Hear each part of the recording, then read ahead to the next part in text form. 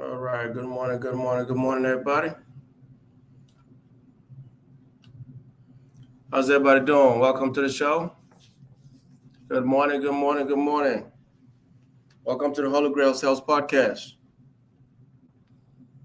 Trying to wait for a few minutes so I can get this thing going. Waiting for a few more people to join the room. Welcome, welcome, welcome. Thank you guys for coming in.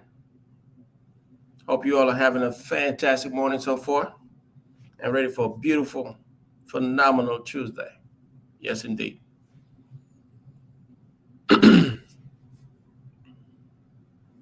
Glad to have you guys with us this morning. Got a packed training for y'all this morning. It's going to be some good stuff. My fellow salespeople, welcome, welcome, welcome. All right, we're going to get this going.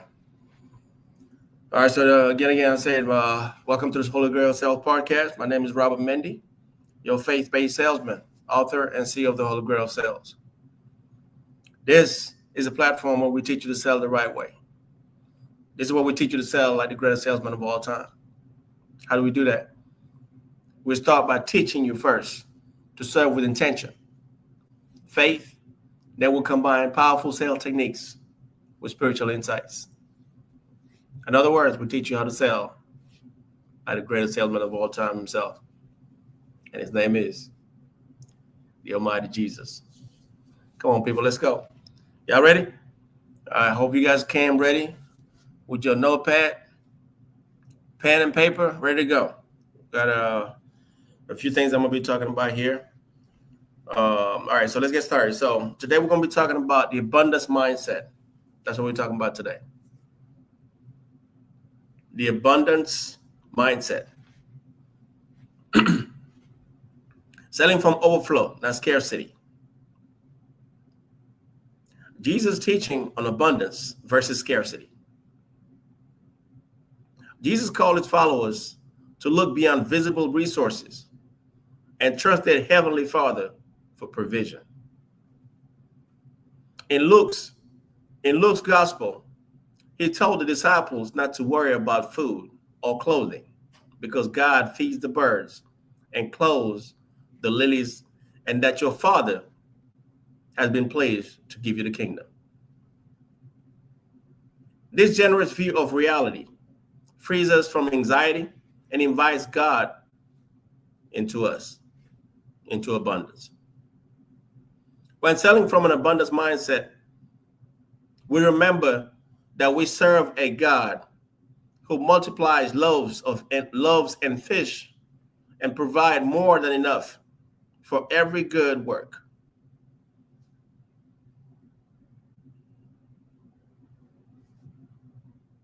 When we actually believe that God will provide for us, we're not afraid, we're not fearful, and we're not thinking in terms of scarcity.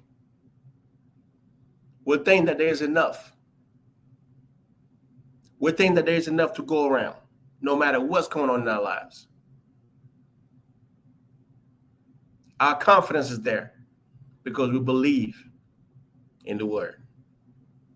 And we believe at the end of the day that the Almighty will provide. So there's no scarcity. So as a salesperson, when you walk into the floor, you shouldn't be afraid. You should already know that by the end of the day, you'll get yours. That's an abundant mindset. It doesn't matter if it's slow. It doesn't matter how many people walk in the next few hours. It doesn't matter how much the door is swinging. You believe that at the end of the day, you're going to get yours. And you believe that there's enough to go around. So you're not selfish and you're always willing to help. And guess what you're going to do too? You're going to serve your client like there's no tomorrow. Because you believe that at the end of the day, you're going to get yours. Man, this is good stuff. This is good stuff. Let's keep it going. So we talked about Jesus' teaching on abundance versus scarcity. Now let's talk about how scarcity thinking sabotages sales success. This is deep, guys, and I want you to really get this. This is going to be so good. Really, really get this on this one. how scarcity thinking sabotages sales success. A scarcity mindset traps salespeople in fear and competition. Leadership studies note that scarcity thinking creates tunnel vision, increases anxiety, and fuels greed and envy.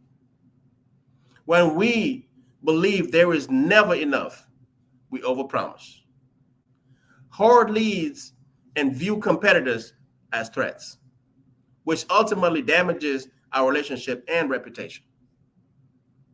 Recognizing the destructive cost of scarcity is the first step toward freedom. Scarcity will destroy your career. I'm telling you today, don't think in terms of scarcity. Think in terms of abundance. Always believe that there's enough to go around and that you're going to get yours. Don't look at your partner and see how well they're doing and let jealousy take over. They're getting theirs, but you believe that before the end of the day, you'll get yours. In sales, we say all the time, what? All it takes is one. If you've been in sales long enough, you heard that said multiple times. All it takes is one. That means it doesn't matter how slow it is. Before the end of the day, all it takes is one. That one client walking in and change your entire day. So instead of actually being pissed off or being jealous of others while they're actually having a good day, just stay focused and know that yours is coming. And if anything, be happy for them. Cheer for them. I'm telling you, this is how you're going to get yours. Remember, what's yours is anointed, and nobody can never take it away from you. That's someone with an abundance mindset, not scarcity. Let's talk about the next point. The spiritual laws of increase. Scripture repeatedly teaches that generous sowing leads to abundant reaping. I hope y'all heard that one. Scripture repeatedly teaches that generous sowing leads to abundant reaping. Jesus promised that those who give will receive back. Good measure, pressure down, shaken together, and running over. Paul echoed this principle, reminding the Corinthians that whoever sows generously will also reap generously, and that God is able to bless abundantly, so that having all that you need, you will abound in every good work. Proverbs also likewise teaches that those who refresh others will themselves be refreshed, and that giving freely leads to gaining even more. Come on, somebody. The spiritual laws of increase. That's what we talked about earlier. Give, and it shall be given unto you. So if you are working, you're dealing with your clients, how are you able to give? Well, you give by serving your client. You give by making sure that you give them an experience that they'll never forget about. You give by giving them your time. You give by providing value to your clients.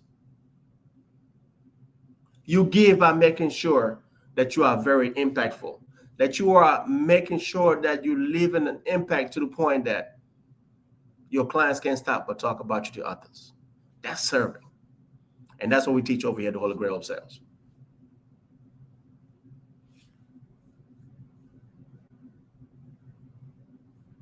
Welcome, Peter.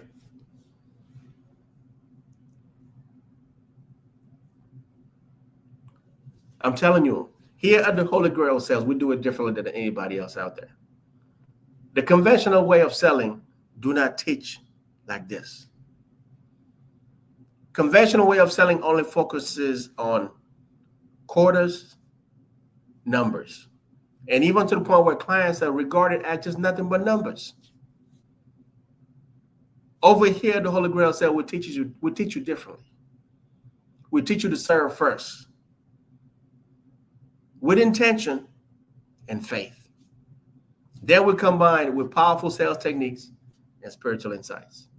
This is how you sell like the greatest salesman of all time. This is servant salesmanship. Over here, the Holy Grail sells. This is why we talked about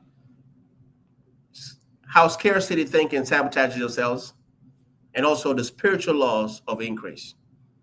Again, give, and it shall be given unto you. Keep pouring down with your customers. Keep giving them so much value to the point that they feel like they're getting a steal. This is how you're going to have a client that's not going to beat you up over price, over discounts. See, in sales, we say all the time, earn the right to ask for the sale. Well, how do you underwrite? You underwrite by making sure that you pour into your clients. You earn the right to by making sure that you give them so much value that they feel like they just got a steal. No matter what they came in for, no matter what they're looking for. They could be looking for the smallest item in your company. Treat them like they're buying the most expensive one. Because at the end of the day, it's all about service, right? So serve them to the point that they can't help but talk about you to others. This is how you separate yourself from the competition.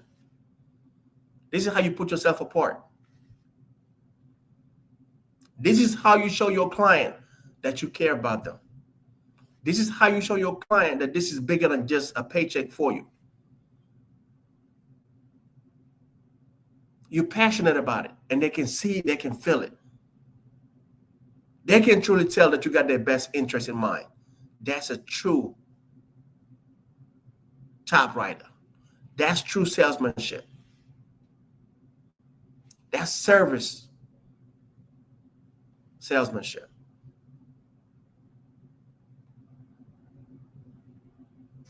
Zig Ziglar said, in life, if you just help enough people get what they want, you will in turn get what you want. That's exactly what he's talking about. Service. Putting your client first. And doing everything you can to make sure that when they walk out of your company, they're walking out with a smile. And they can't wait to go tell others about you. Come on, somebody. This is what Jesus did to the woman at the well.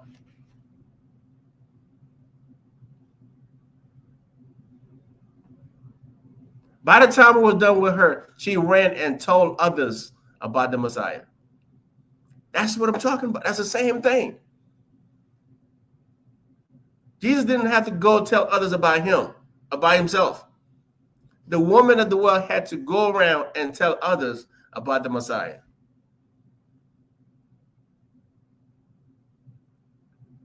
What did he tell the apostles? The disciples. I came not to be served, but to serve. So if you can't do it, so can we. Serve first. Everything else will take care of itself. All right, let's get down to the next segment. So this is broken down into 3 segments for you. I told you guys I got a packed show for y'all, so hopefully y'all came with some pens and papers and take some notes. This is good stuff we're talking about here. All right, so segment 1, we talk about understanding kingdom economics. Let's break it down for a second. The miracle of loaves and fish in sales context. Oh, it's going to be a good one right here.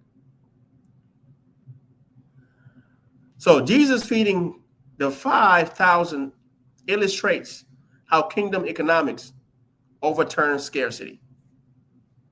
The disciples saw only 5 loaves and 2 fish and concluded that they couldn't feed the multitude.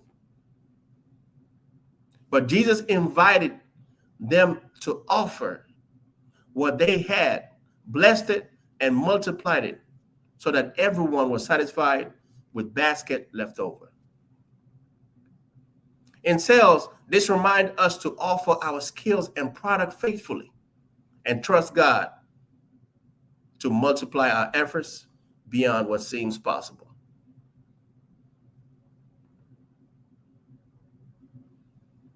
Serve your clients without worrying about your commission. Serve your clients and pour everything into them, trusting that at the end of the day, you'll get yours.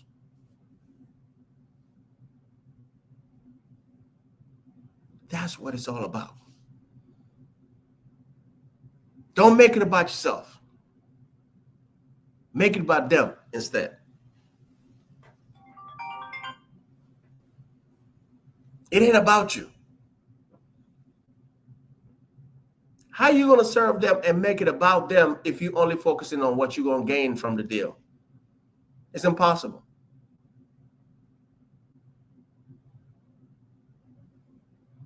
Serve them and do everything to make sure that they know that you got their best interest in mind.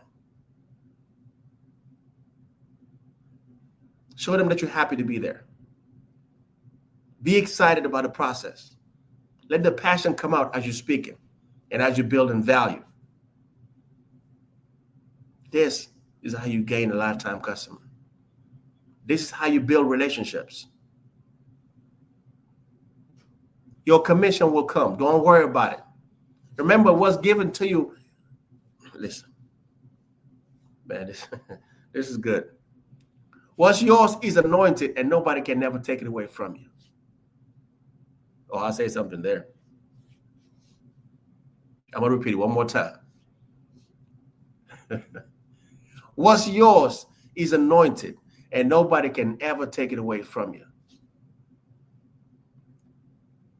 So knowing that, why in the world are we going into a sales process only thinking about what we're going to gain from it?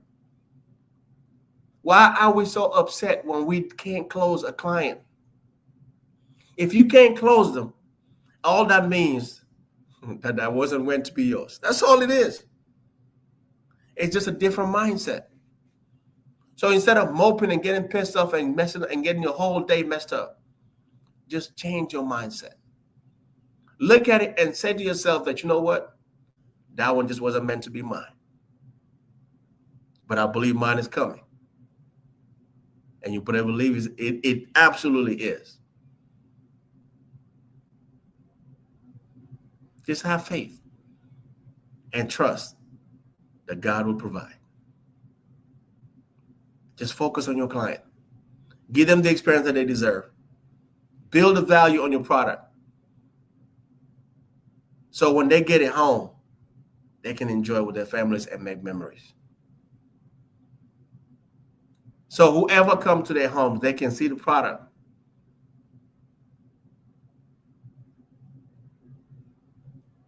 and be happy. And that your client, now your advocate, won't stop and can't help but talk about you.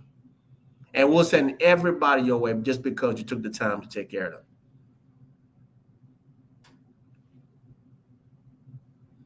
Let's talk about why giving leads to receiving. We talked about it earlier, just kind of touched on that, but let's get a little deeper. Jesus explained that the same measure we use with others will be measured back to us. Treat others as you would want to be treated. Sound like that's what he's talking about right there. Jesus explained the same measure we use with others will be measured back to us. The imagery of grain pressed down, shaken together, and running over describe the generous merchant who fills the measurements, who fills the measuring basket to overflowing. When we pour grace, kindness, and resources into our clients and colleagues, we invite God and others to pour generously back onto us. Give, and it shall be given unto you. I said that earlier. When you focus on your client and you focus on nothing but just pouring into them, you focus on making sure that they get the greatest experience that they've ever gotten. You focus on making sure that you leave a lasting impact. You focus on making sure that you serve them.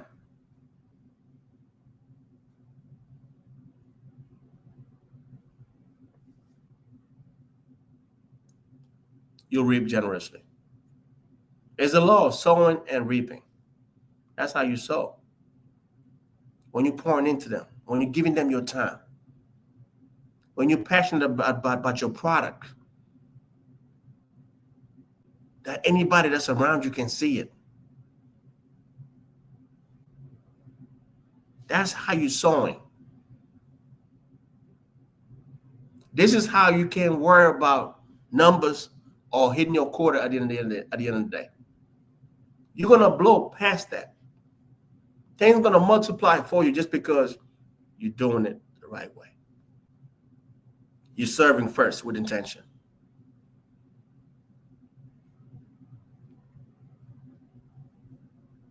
You're pouring generously into them. And in doing so, you'll receive generously as well.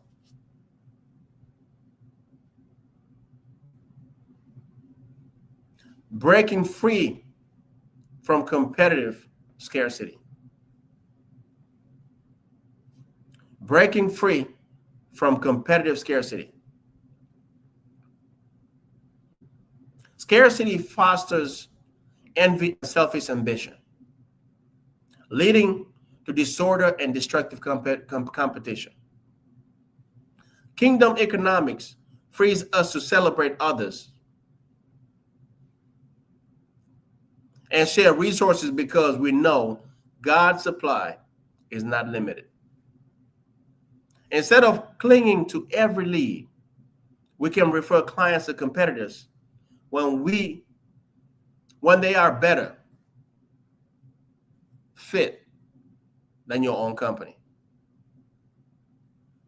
We trust that God will send us the right opportunities in return.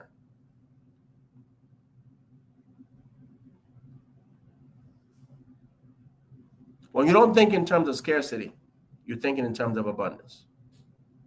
And when you're thinking in terms of abundance, you're not worried about referring a client to the competitor. You already qualified the customer. This is throughout the fact-finding process. You qualify them, you know exactly what they came in for. But because you're a professional and you know your product in and out, you already knew that you don't have what the client's looking for. Now, if you have something that's similar to it, by all means, show it to them. But if you know for a fact that you don't have what they're looking for, do not be afraid to refer them to the competitor if you know for a fact that the competitor has a better product. I'm telling you, you will leave a lasting impact on your client by just doing exactly that. Once they go down to that competitor and find exactly what you send them to go find, which is exactly what they were looking for, you just got yourself a lifetime customer. Because they know that not everybody will take the time to do that. Most people will be busy trying to sell them anything just to get a commission. But instead, because you operate from an abundant mindset, because you know that yours is going to come regardless, you're not trying to sell them anything just to sell them anything so you can get paid. You remember that you need to have the customer's best interest in mind. And because of that, that's why you was able to send them to the competitor. You're not worried about losing that sale because you already knew that wasn't yours in the first place. Because if it was, guess what? You would have had exactly what they were looking for. Come on, somebody. That was for someone else. Yours is coming. Just have faith and keep working.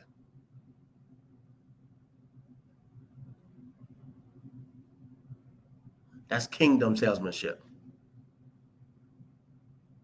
That's servant salesmanship. That's someone that has full confidence that theirs is coming, that the God, the Almighty, will provide at the end of the day.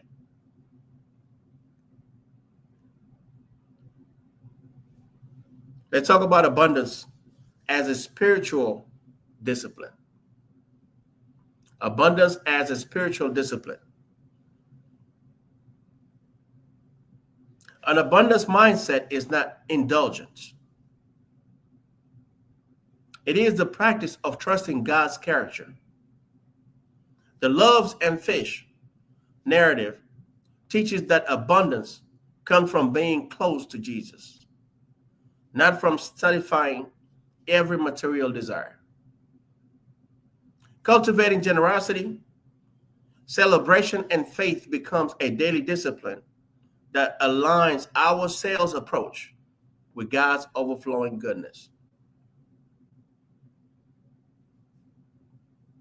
Abundance as a spiritual discipline.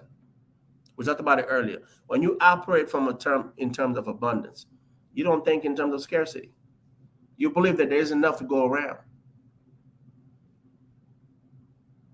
You can look at people thriving, doing so great, having a phenomenal day. And instead of being upset or jealous, you're happy for them. You're smiling. You're still happy. You're excited for them. Because you know no matter how much of a good day they have, they can't even scratch the surface. No matter how many millionaires, billionaires there are on this world, new ones are coming every day. Why? Abundance. The resources are limitless. Unfortunately, in this society,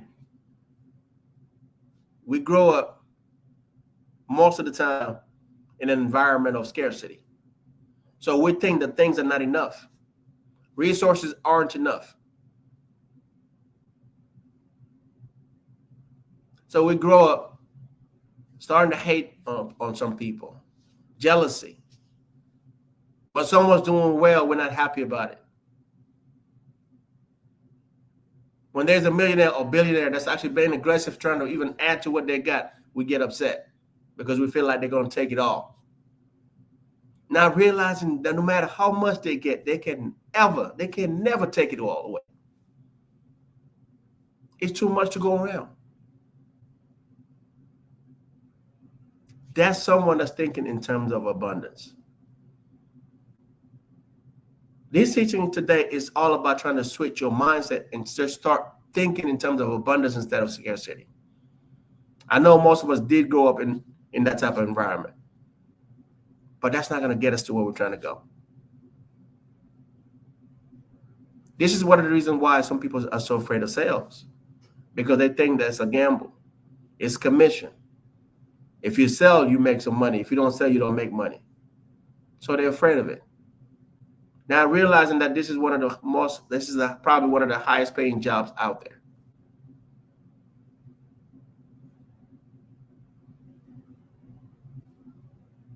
But you got to believe it, and you got to have faith that you're going to get yours at the end of the day, no matter what kind of day you're having.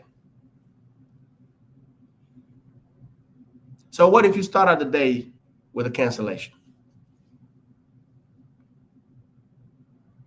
If you operate from an abundant mindset, that cancellation won't faze you. Instead of actually getting upset and letting that cancellation mess up your entire day, you're actually smiling. Your demeanor doesn't change, and you're still serving your client like you are actually having a $20,000 day.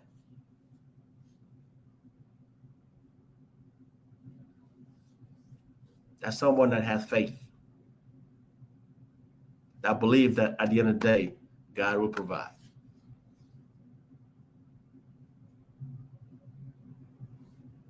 That's what we do here at the Holy Grail Sales. This is what we teach. There's a mindset shift. That's what we're doing here. Most everything that you learn in sales, I'm not telling you just take it and throw it all away. But what I'm telling you is take what we're talking about, apply it. You'll start seeing results, I promise you, immediately. This is how sales was supposed to be taught.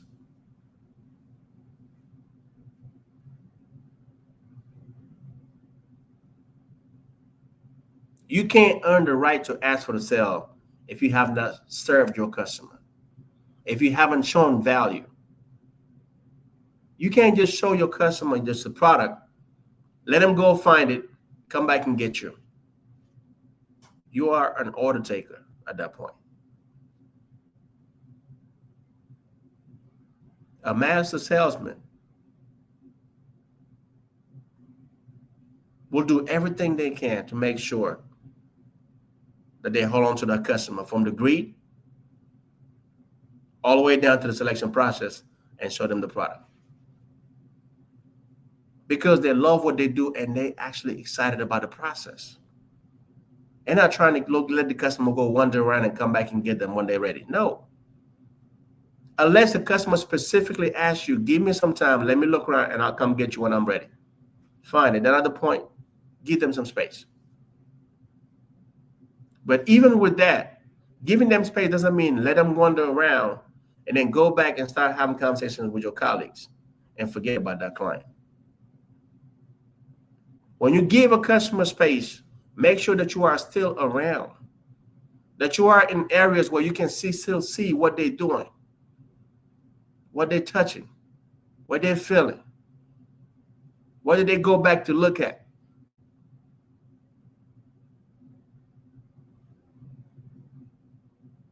Remember, body language is 55% of communication. So as they're walking around and checking out your product, watch them from a distance and see what they're doing. This will allow you to come back in at the right moment, because your goal is always find ways to get back in. But you can't just come back in with like, how we doing so far? Any questions for me? You find what you like? These are yes or no questions. And you stay away from yes or no questions. Instead, you ask open-ended questions. That's what we teach you in sales. This is how you get your client to open up and elaborate and start really giving you what you need, which is what? The answers that you're looking for so you can help solve their problem. They came in with a problem and they need a solution. That's where you come in. You come in as a professional that has a solution to their problems. You can't provide a solution to your client if they're not opening up to tell you exactly what the problem is. Your game plan is to make sure that you do everything that you can to serve them and make sure that by the time they're walking out with your product. Well, some of the close clients, their game plan is also to make sure that you don't sell them. Their game plan is to make sure that you leave them alone, because they believe that maybe if you're with them, you're going to sell them. So it's a defense mechanism. They're giving you the Heisman as soon as they walk in. Just looking. Don't take offense to that. Understand what they're doing and find a way to break down those walls so they can let you in, and now you can go about serving them. One of the best ways of breaking down a customer's wall as they come in, big old smile on your face, arms wide open, welcome them to your building. Next thing is, give them a compliment. Give them a compliment about what they got on, whether it's their shoes, whether it's the clothes, whether it's the jacket, whether it's the specs, whether it's the watch, the necklace, doesn't matter. Give them a compliment about something that's going to bring up what? A smile on their face.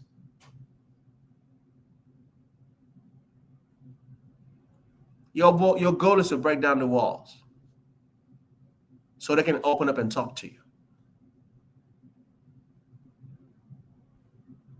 You're trying to build rapport, but you can't build rapport with someone that's actually being standoffish. Excuse me. You can't build rapport with someone that doesn't want to talk to you.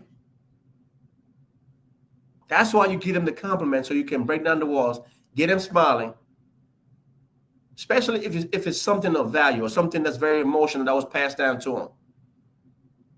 Or now they want to tell you all about that product or whatever it is that you just complimented them on. That's called pride of ownership. Especially if they spend a lot of money to acquire whatever it is that they got, whether it's the shoes, the belt, the dress, the jacket. Now they're going to want to tell you all about that particular jacket. They can tell that there's something different about you too. Because everywhere they went, everybody was busy trying to sell them. But instead, the moment they walked in, here you are trying to give them a compliment. Right then and there, they know that you are actually different. This is how you stay apart. This is how you pretty much separate yourself from the competition. And make sure that every opportunity that you have, that they open up to you and tell you what their problems are. So you can now find a solution for them.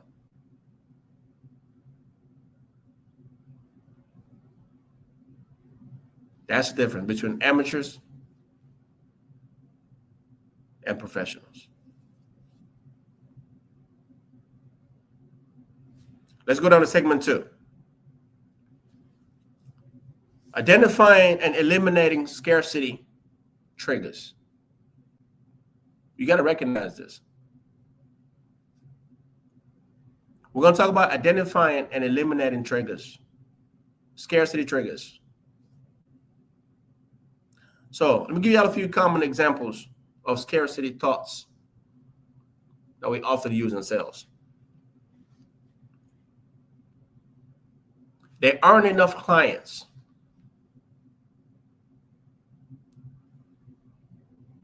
If I don't close this deal, I will fail.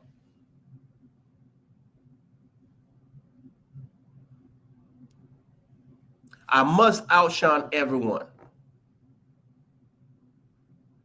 These are typical scarcity narratives.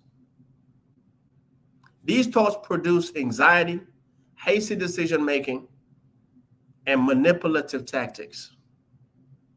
Recognizing them allow us to replace them with truth.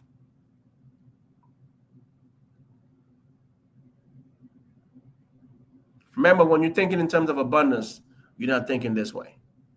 You think there's plenty. So instead of saying there's not enough client, you're thinking there's plenty of clients.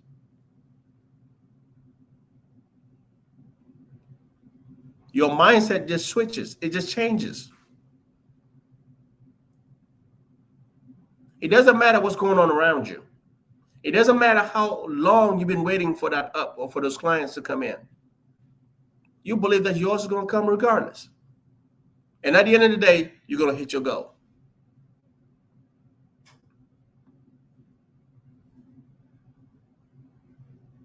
Recognize those triggers, those scarcity triggers. I just gave you just a few of them. There's plenty more. But I just gave you just a few just to get you to be aware of what's going on and the thing that you're telling yourself all the time. You can't talk about that you're trying to build wealth. You can't talk about that you're trying to have a phenomenal day, a good selling day, when the entire day, all you're doing is contradicting yourself. We are amazing people. We are bigger than this body. This is just a vehicle. We're spiritual beings. And we'll manifest things into our lives. So we got to understand that you cannot talk about building wealth, but at the same time, demagoguing wealth at the same time. You can't talk about abundance or trying to get to a certain level, but at the same time, you're thinking in terms of scarcity. All you're doing is contradicting yourself. And that's not how you manifest. If you're going to manifest the thing that you want in your life, you got to talk about those things. And anything else you don't want, you don't talk about it. You don't put it in your mind. That's why they say all the time, be careful about the thing that you think you're telling yourself. Because what? You're 1,000% correct. As a man thinketh in his heart, so is it. Watch thoughts. Watch the things you're telling yourself. If you want abundance, speak in terms of abundance. Talk about things that's going to add to you, not take away from you. Let's get to the next point. Childhood and cultural programming around money. Oh, this is a big one right here. Many of our beliefs about money and success are rooted in early experiences. Messages of lack, comparison of fear, of losing out. Unexamined, these scripts shapes our sales interactions. Bringing this narrative before God allows him to rewrite them with his promise of provision. You hear this terminology all the time that we are a product of our environment. That means that when we grow up in a certain environment where certain things are being said, eventually we start to believe those things. Eventually those things become part of who we are. So if you grow up in an environment where all these things are being said, everybody that's around you thinks in terms of scarcity. They don't think in terms of abundance. They don't think that there's enough, to go around. As you grow up, you start doing the same thing.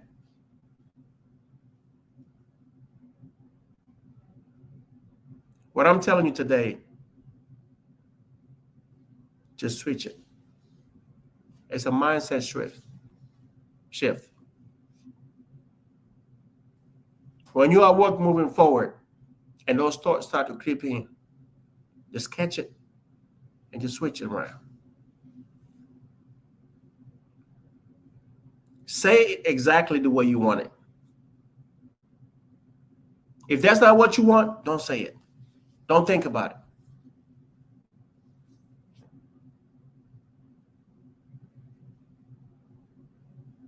Instead of saying today's going to be one of those days,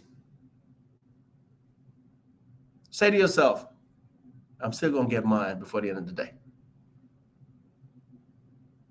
All it takes is one. That's it. That's it. All it takes is one. And you can turn your whole day around. So it doesn't matter how slow it's been. When others want to talk about how slow it is, walk away from them.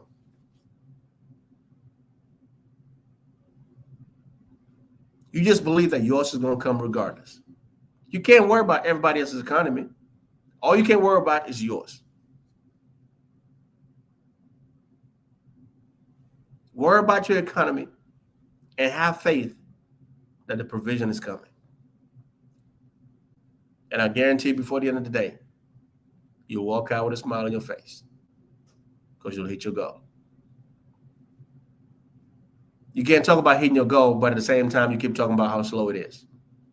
How today's going to look like, it's going to be like, oh, it's going to be one of those days.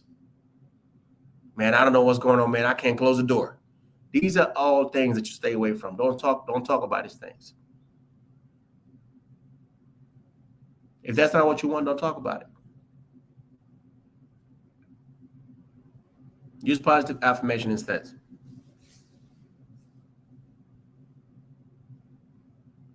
So we're going to segue right into that. Replacing lack with abundance affirmations. Use scripture to reprogram your mind.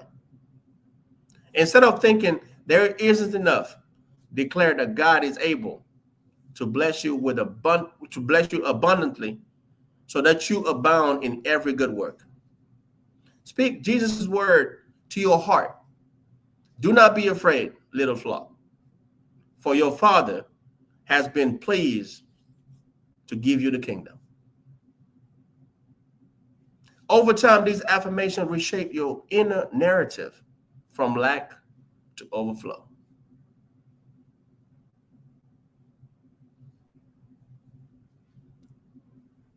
Let's talk about the role of gratitude in creating abundance. Thankfulness shifts our focus from what we lack to what God has already provided.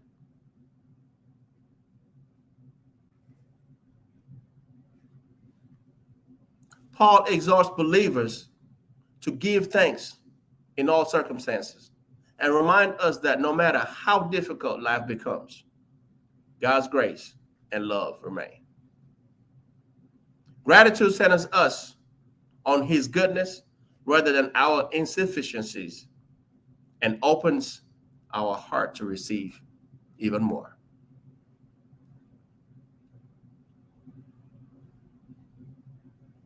Giving gratitude and thanks is very important. I said it last time around. Get in the habit of giving gratitude and thanks before you even start your day. The moment you wake up from bed, give thanks and gratitude. Because you woke up, others didn't.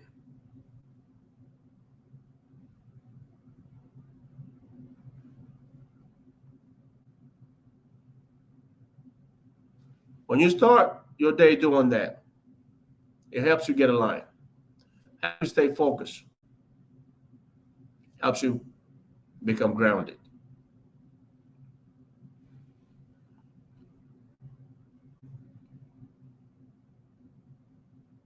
Start thinking in terms of abundance no matter what's going on. Even when things are tough. It's just a mindset shift. That's all it is.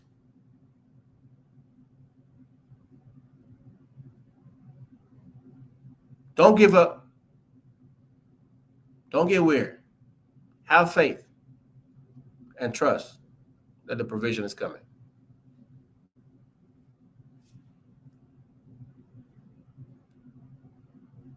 All right, this is segment 3. We're almost there, people. Now we're going to talk about practical abundance strategies. If you're driving, obviously just keep listening. But if you're actually in a position where you can write some of this stuff down, please write it down. Let's talk about sharing leads and referrals freely. If a prospect will be better served by another solution, refer them without fear. Proverb teaches that those who refresh others will be refreshed themselves. Generosity in networking multiplies opportunities and cultivates trust.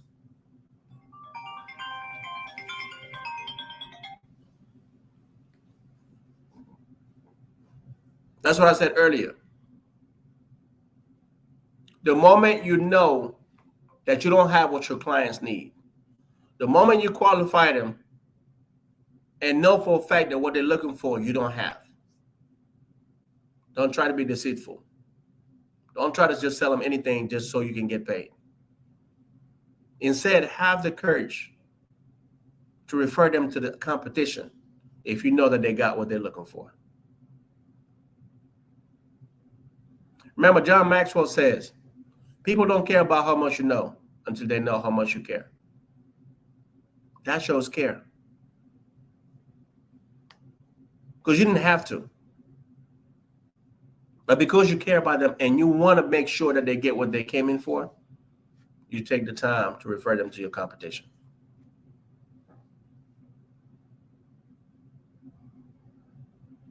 You just left a lasting impact on that customer. And you gain yourself a lifetime customer.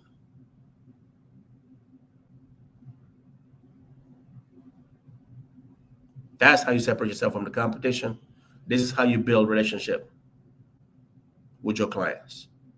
This is how, when everybody complaining about how slow it is, you're still having a beautiful day because you keep getting referral after referral. You're getting feedback after feedback because you've been sowing. Now you're reaping.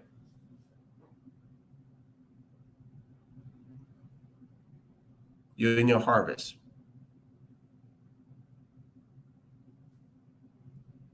Servant salesmanship. That's kingdom salesmanship.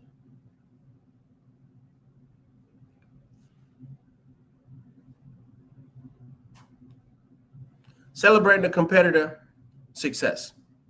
This is a tough one, which we normally don't do it. So rather than seeing competitors as threats, rejoice in their achievements. Scarcity breeds envy and turmoil. But celebrating others aligns us with kingdom economics, where there is room for everyone to prosper. Your joy for others wins reflects faith that God has unique assignments for you.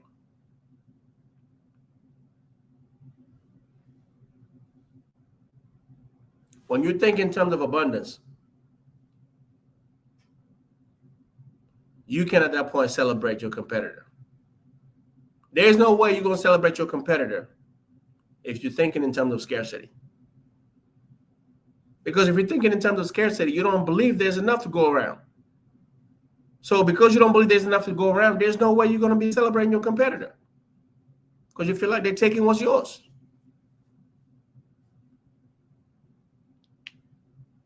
But if you think in terms of abundance, you know that yours is coming, so that's why you're not worried about it. You know that you're going to get yours at the end of the day. So you're focused and locked in.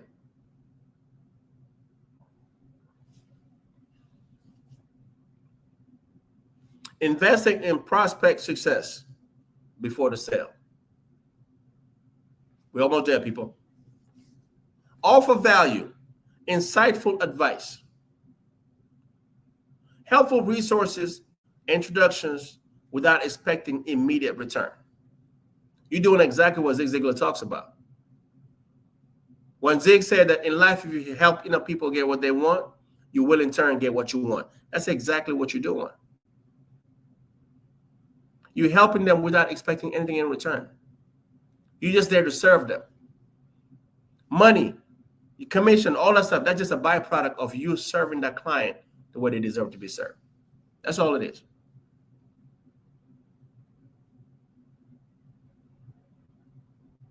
So he said, offer value, insightful advice, helpful resources, introductions without expecting immediate return.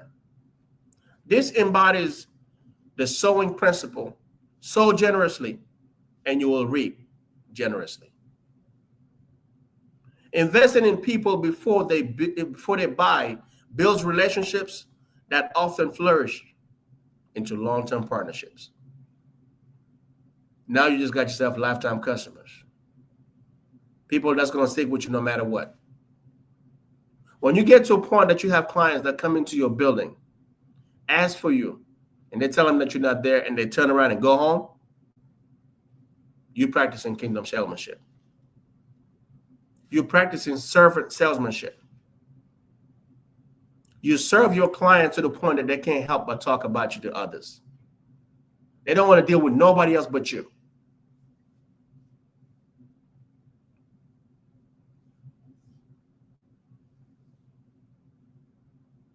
Creating value beyond your product. Become a trusted advisor rather than merely a vendor.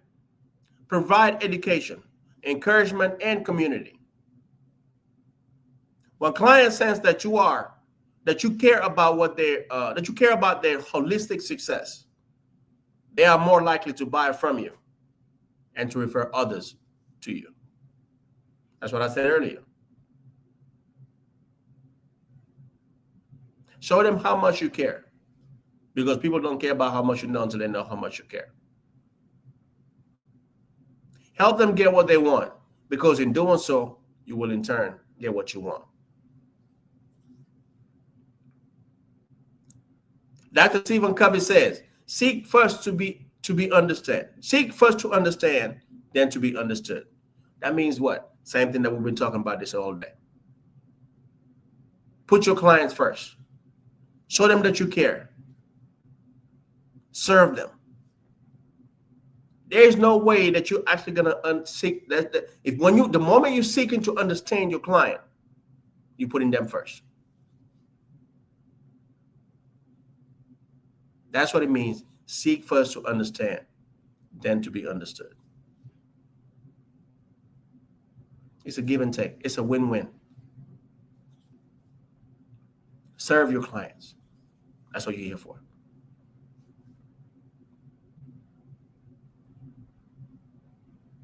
Last point, then we'll actually close and I'll give you guys some action steps. So this last point, building multiple streams of sales abundance.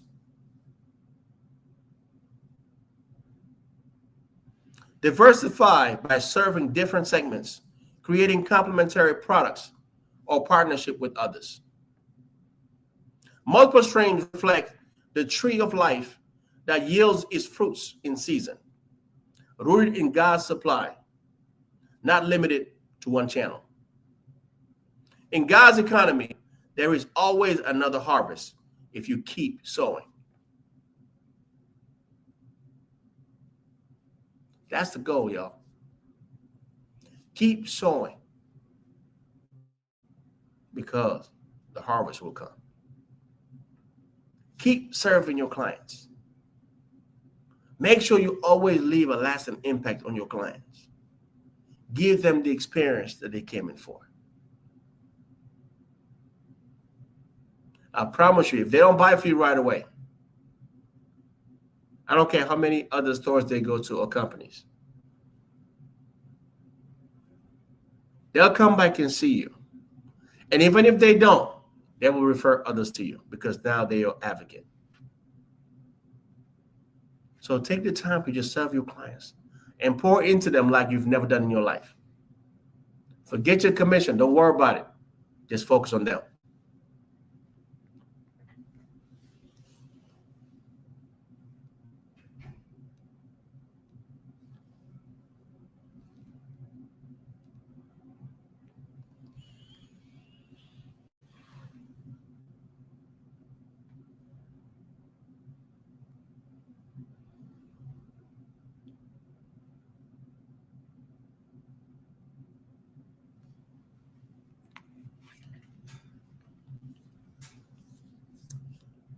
Closing and action steps.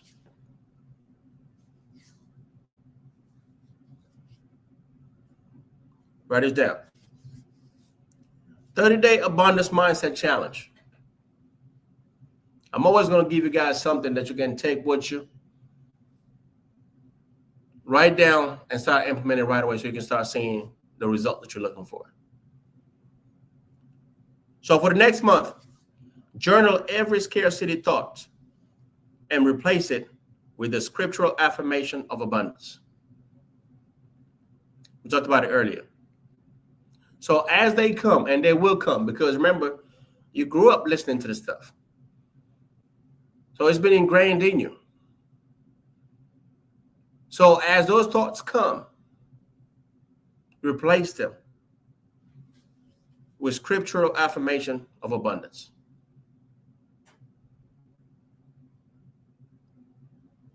So when you're thinking, oh man, I can't close the door, change that. Catch yourself. Write it down, and instead replace it, I'm going to get mine before the end of the day. I'm just going through a lot of practice. The next one I'll get, I'm going to close it. Mine is coming. That one wasn't meant to be mine, because if it was, I wouldn't have lost it. That's someone that believes that what theirs are theirs. It's anointed, and no one can ever take it away from you. If it was yours, you would have closed that deal.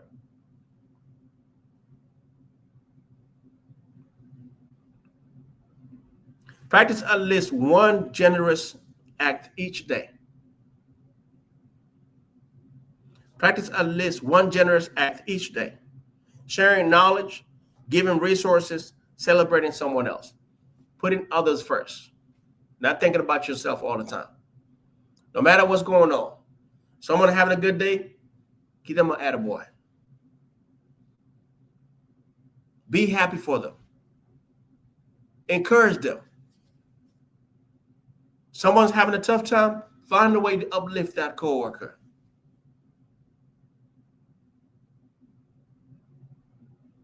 Practice this each and every day. It's going to help you stay grounded. It's going to help you stay focused on the main thing. And it's going to help you stay positive.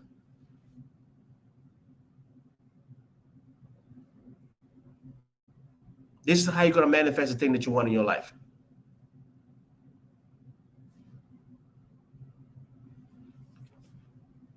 Creating your abundance vision board. Write it down.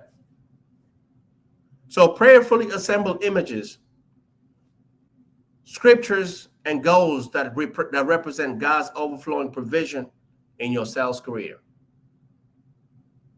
Visualizing his promises, such as the overflowing measure of Luke 6:38, and the promise that generosity leads to refreshed lives. Help anchor your mindset in abundance.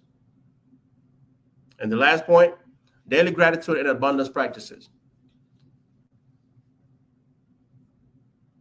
Daily gratitude and abundance practices. So start and end the day by thanking God for specific blessings and by declaring his ability to supply all your needs. Pray for your clients and your competitors. As gratitude becomes a rhythm, you will notice your heart shifting from scarcity to overflow. This was good, guys. Hope everybody got some great value out of this. Told you it was going to be a little packed training. A lot of stuff that we talked about. All designed to do what? Help us what? Shift. Change our minds. We'll manifest things into our lives. So if we don't want certain things that we've seen in our lives, all we have to do pretty much just put the brakes to it and work on our minds, on our thoughts. Let's go from scarcity to abundance. That's why I say write it down. That's how you recognize it when it's coming. So you can stop it right on its tracks and replace that with scripture affirmation of abundance. And you'll be just fine. Hope you guys enjoyed it because I surely did. This is a good one. Next show will be Thursday at 12 noon. Join us again on Thursday. It's going to be for another brand new episode. So every day we're committed to coming in here and giving you guys value, pouring everything that we have into you guys so you can keep growing. This is what we do at the Holy Grail Sales Podcast. We grow together, we learn together, and we learn how to sell by the greatest salesman of all time. Love you guys. Till next time. Have a fantastic and amazing Tuesday.